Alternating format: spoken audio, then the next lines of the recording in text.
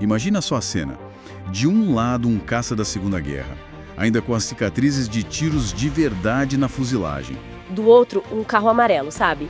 Idêntico àquele que o Sr. Miyagi deu pro Daniel San em Karate Kid. Agora imagina que esses tesouros não estão, sei lá, numa capital mundial, mas no coração do interior de São Paulo, a menos de 1 hora de distância um do outro, ali perto de Ribeirão Preto. E o que é extraordinário é que esses dois acervos, ambos de classe mundial, são como universos paralelos.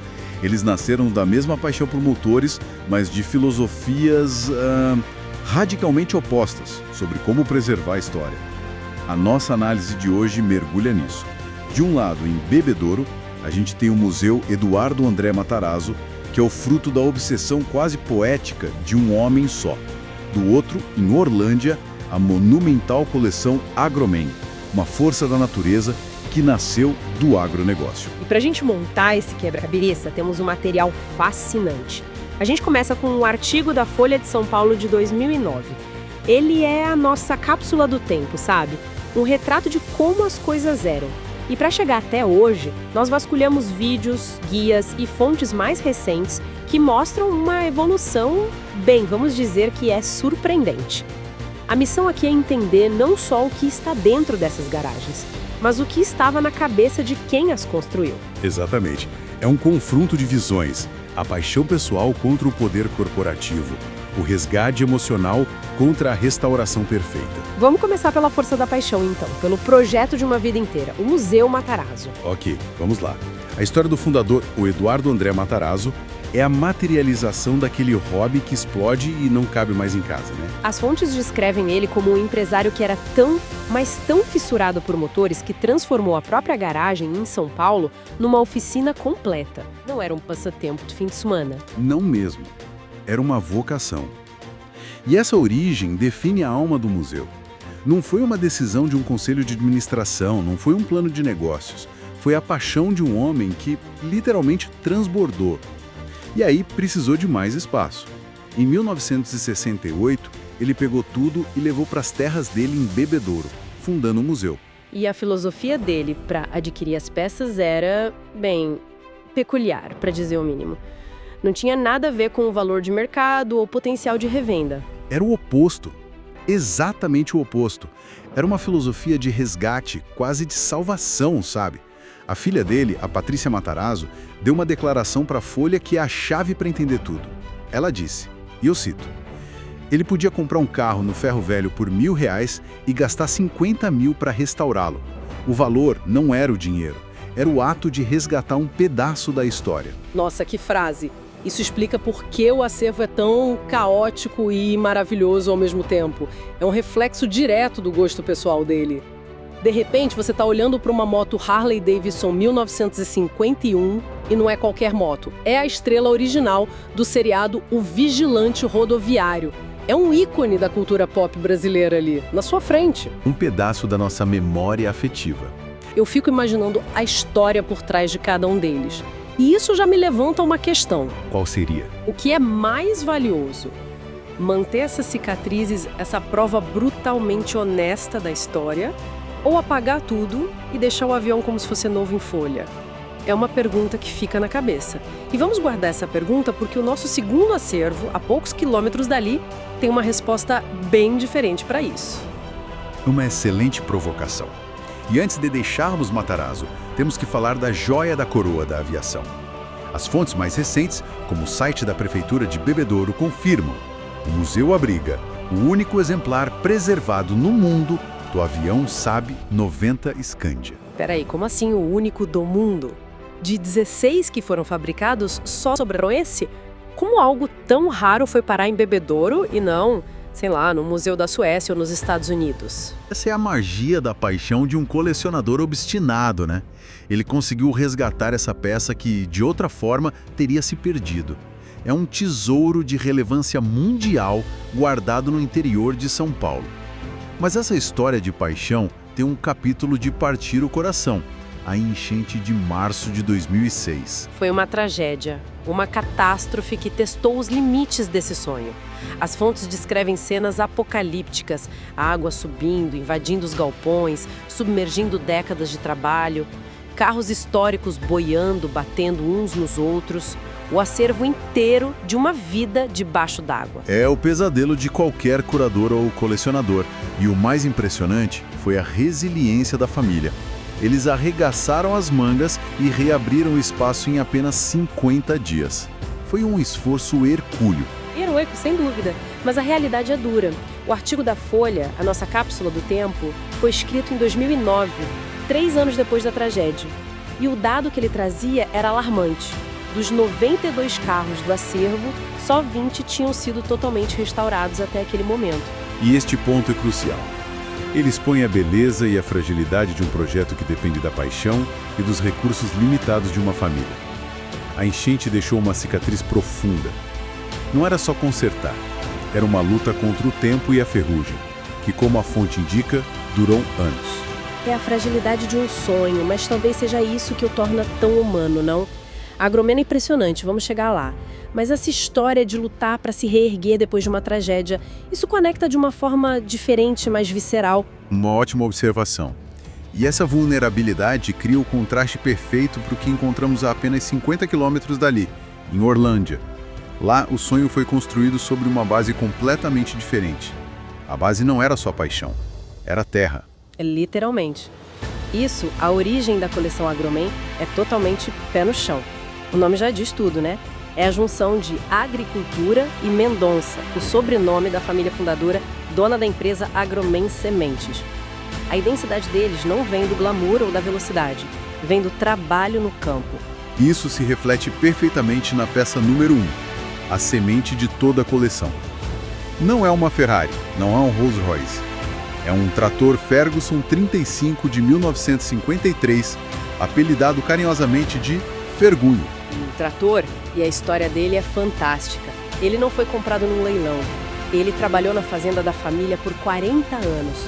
E em 1988, quando finalmente se aposentou, em vez de ir para o ferro velho, ele foi guardado, limpo e se tornou o marco zero de uma das maiores coleções do mundo. E aqui entra a dimensão emocional que o artigo de 2009 captura de forma brilhante.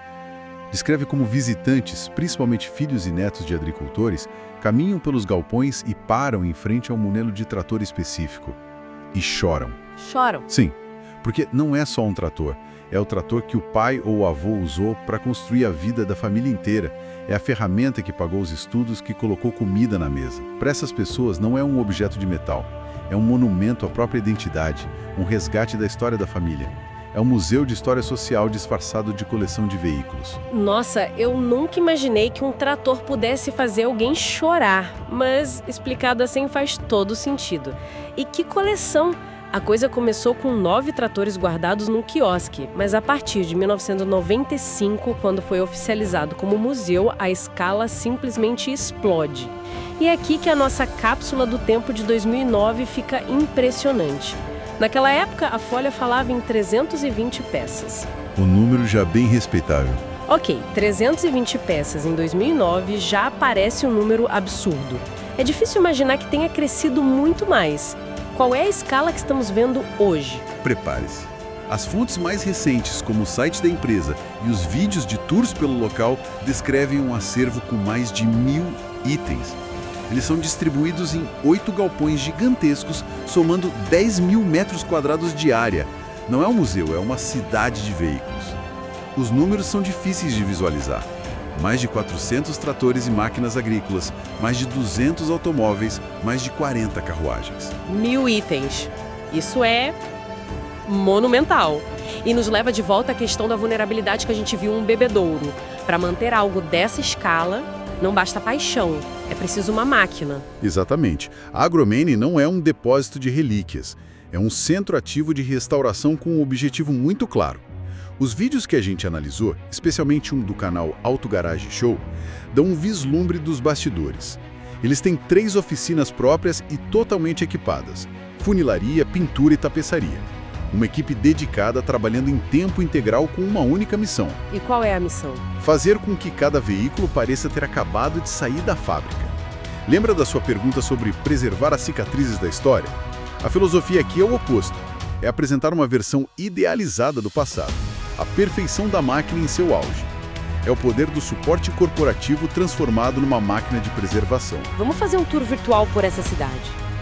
O que me impressiona na curadoria é como eles usam a cultura pop de forma genial para criar pontes com o público.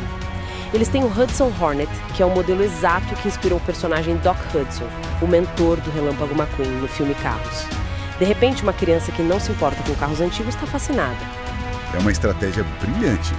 Usará a memória do cinema como porta de entrada para a história do automobilismo. E eles fazem isso de novo com outro clássico. O carro do Karate Kid, o Ford Super Deluxe 1946 amarelo, é idêntico, exceto pela cor, ao que o Sr. Miyagi dá de presente para o Daniel-san. É impossível não sorrir ao ver aquele carro. Transforma a visita de uma aula de história numa caça ao tesouro de memórias afetivas. E entre esses ícones da cultura pop, eles espalham peças que são simplesmente esquisitas e maravilhosas, como o Messerschmitt KR-200 de 1957. É basicamente uma cabine de avião com 3 rodas. É um carro que parece um personagem de desenho animado. E os detalhes que eles preservam são incríveis. Contam a curiosidade de um Cadillac 1954. Um carro gigantesco e luxuoso, onde o bocal do tanque de combustível fica escondido atrás da lanterna traseira esquerda. Imagina a confusão no posto de gasolina hoje em dia. Isso mostra um apreço pela engenhosidade, pelo design, mas também pela organização. Os vídeos mostram que há coleções dentro da coleção. Uma ala inteira só de Chevrolets, onde se pode ver a evolução da marca década a década. E eles têm tesouros para os conhecedores mais profundos, como a coleção raríssima da Packard. Packard era uma marca de luxo americana que não existe mais, certo? Exato. Competia com Cadillac e Rolls-Royce.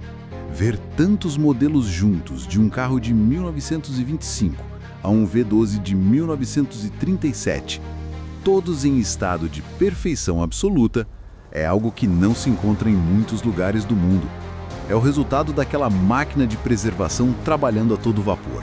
Então, no final das contas, o que essa viagem por esses dois mundos tão próximos e tão distantes no interior de São Paulo nos mostra? Olha, o que isso nos diz é que não existe uma única fórmula para ser um guardião da memória. Vemos 2 modelos de sucesso extraordinário que partiram de sementes completamente diferentes. O Museu Matarazzo, em Bebedouro, é a materialização da paixão pessoal, eclética, focada no ato de resgatar a história, mesmo que imperfeita. Sua estrutura familiar é ao mesmo tempo sua maior força resiliente e sua maior vulnerabilidade. Enquanto a coleção Agromen, em Orlândia, nasceu da terra, do legado da agricultura e da identidade de uma família e de uma empresa. O foco ali é a preservação sistemática em escala monumental, com recursos para buscar a perfeição estética. A estrutura é corporativa, o que permite um crescimento contínuo e uma proteção contra as fragilidades que a gente viu em Bebedouro. São caminhos distintos que chegaram a resultados igualmente importantes. Um nasceu da obsessão pelo asfalto e pelo ar, o outro da memória do trabalho na terra. Mas ambos compartilham a nobre missão de provar que a história não está apenas nos livros. Ela está também na curva de um paralama, na presença silenciosa de um trator e até nos furos de bala de um avião de guerra. E essa dedicação toda, seja no modelo da paixão ou no corporativo, nos traz de volta aquela pergunta que fizemos no início, a questão que paira sobre esses 2 lugares. Acho que agora estamos mais preparados para refletir sobre ela. Onde a gente traça a linha entre preservar a história e talvez recriá-la. O que é mais valioso? É preservar um objeto com as suas marcas do tempo, as suas cicatrizes, a sua história autêntica, como aquele caça com furos de bala em Bebedouro, ou é restaurá-lo a um estado de perfeição, talvez até melhor do que quando saiu da fábrica, criando uma versão idealizada e imaculada do passado, como vemos em tantas peças da Agromen? É uma pergunta que todo curador, todo colecionador enfrenta todos os dias.